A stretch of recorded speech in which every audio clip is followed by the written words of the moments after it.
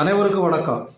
நாம் ஒரு சாலையை கடக்கிறப்ப அந்த மனித கூட்டம் நிறையா இருக்குது அப்படின்னா நிச்சயமாக அங்கே ஒரு சாராய கடை இருக்குது, அதாவது மதுபான கடை அங்கே இருக்குன்றத நம்மளால் பார்க்க முடியும்.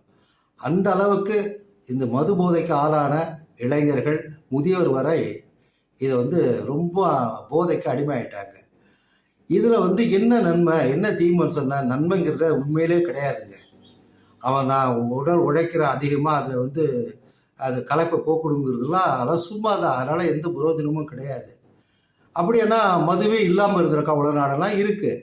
அவங்க அந்த தூக்கத்துக்காகவும் அந்த சும்மா ரிலாக்ஸ் பர்பஸ்க்காகவும் தான் அதெல்லாம் சாப்பிடுவாங்க. நீங்கள் சிலப்பதிகாரத்திலே பார்த்தீங்கன்னா கல்லுண்ட மகனின் களிப்பூட்டுன்னு ஒரு கேள்வியே எங்களுக்கு கேட்பாங்க. அப்பொழுதே இந்த கல் பயன்பாட்டில் இருந்திருக்குது.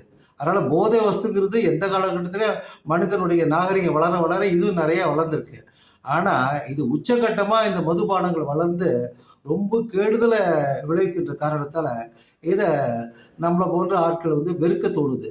அதனால தான் இன்னைக்கு இந்த கல் இறக்கு போராட்டத்தில் கலந்து கொண்ட சீமான் ரொம்ப அருமையாக பனைமரம் ஏறுறதை பார்த்து வேந்துட்டாங்க.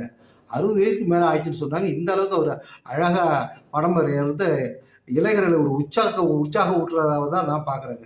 அந்தளவுக்கு அழகாக ஏறி அந்த போராட்டத்தில் கலந்து கொண்டு அவர் பேசியதெல்லாம் பார்க்குறப்ப சிறப்பாக இருக்கிறது. காரணம் நமக்கு இப்போ சீமான் மேலே நிறைய கருத்து வேறுபாடுகள் இருந்தாலும் கூட இது மாதிரியான சமூகத்துக்கு தேவையான நல்ல போராட்டங்களை அவர் எடுக்கின்ற பொழுது நான் நிச்சயமாக பாராட்ட வேண்டிய ஒன்றாக தான் நான் கருதுகிறேன். ஏன்னா கல்லால் எந்த கெடுதலும் கிடையாதுங்க. சீமானுடைய பாணியில் சொன்னால் ஒரு ஆக சிறந்த பானத்தை நம்ம குடிக்கிறதுனால எந்த இதுவும் தப்பு இல்லை, நமக்கு ஆரோக்கியமான ஒரு பானம் அப்படிலாம் அவர் சொல்கிறதெல்லாம் பார்க்குறப்ப உண்மைதாங்க. அந்த கல் இறக்கு போராட்டம் ஒரு நல்லதாக நான் பார்க்குறேன். அதே நேரத்தில் இன்றைக்கி இந்த கல்லெல்லாம் வந்துருச்சுன்னு சொன்னால் இதெல்லாம் அந்த ஆரோக்கியத்துக்கு ஒரு ஏற்ற ஒரு பானமாக இருக்கும். நீங்களும் கொஞ்சம் சிந்தித்து பாருங்கள். நன்றி, வணக்கம்.